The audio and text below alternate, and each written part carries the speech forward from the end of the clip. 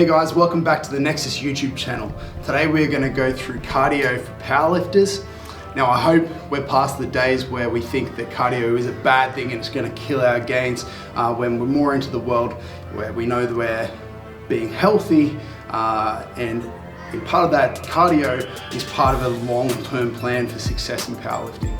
So before we go into the why, the when and the how of cardio, I'm going to go over the super system theory. So the super system is a theory that states that within our body, all of our systems affect the other systems. So if our cardiovascular system is affected negatively, our hormonal system, our neuromuscular system, our digestive system, our respiratory system, all of the systems are going to have an effect on each other, and something's going to pick up the slack essentially. So although it might not feel like your cardio work has a direct impact on your 1RM squat, bench and deadlift, know that down the line, long term, it's going to indirectly affect your performance. Now, I'm not going to pretend that cardio is the most exciting thing. It's super boring, and that's why a lot of people don't want to do it. And when they do want to do it, they want to make it exciting. So they go hard, they do sprints or they do circuits, and that's good stuff, but I need you to start slow. So the first thing I want you to address is just your daily general movement. So your day-to-day steps. So a good general recommendation is to try and get 8,000 steps per day, anytime throughout the day that suits your schedule.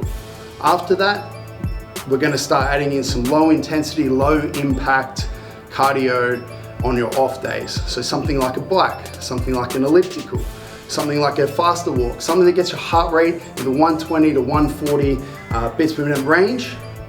And we're going to do that for 15 to 30 minutes, start at the low end, and increase and just try to add more each week on our off days.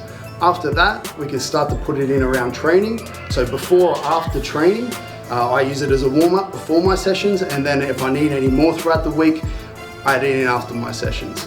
And only then, once I've ticked off all those things and they're not working for me anymore, will I start adding it in as a work capacity thing in training, and I do that by cutting rest times.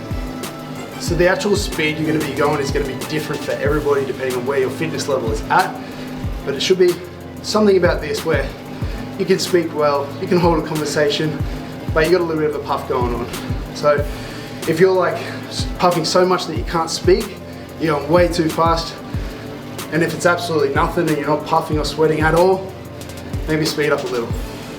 So the one downside to this form of cardio is that it is super boring. And when you're looking at that time, if you have no distractions, you're staring at that time, it can seem like time is really slowing down. So I just use videos, YouTube videos, games, podcasts, anything just to distract myself. I really want to keep my heart rate up. I do that in my warm-up sets for my main lifts, and then I'll also start to cut the rest on my back end small accessories. So things like arms, things like leg extensions, leg curls, that sort of stuff. I can start to cut the rest down between them because they're less technical and they don't need as much attention to detail. So let's talk about the when with this stuff.